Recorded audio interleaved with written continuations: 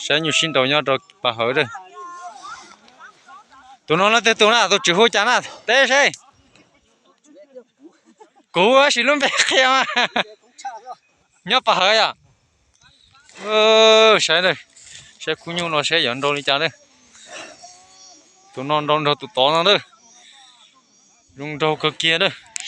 ba xe sai nữa đây dùng đâu tụi to lần cho tụi nó đấy tụi đã lo nó tụi nó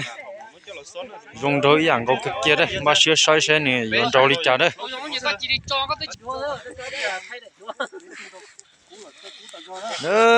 cha kiêng cái chả li nó nữa sợ đó sợ đó ba xe sai nữa cái chả kia li nó là nó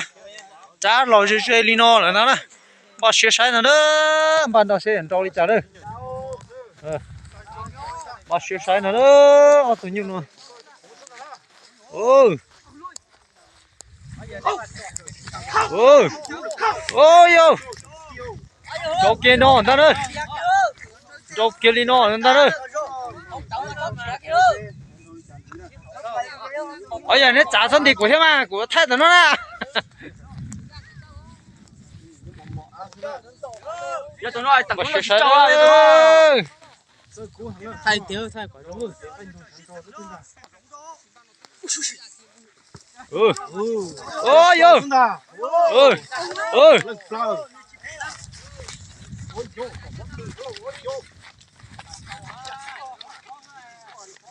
ôi yo cái tầng đi nó lên đó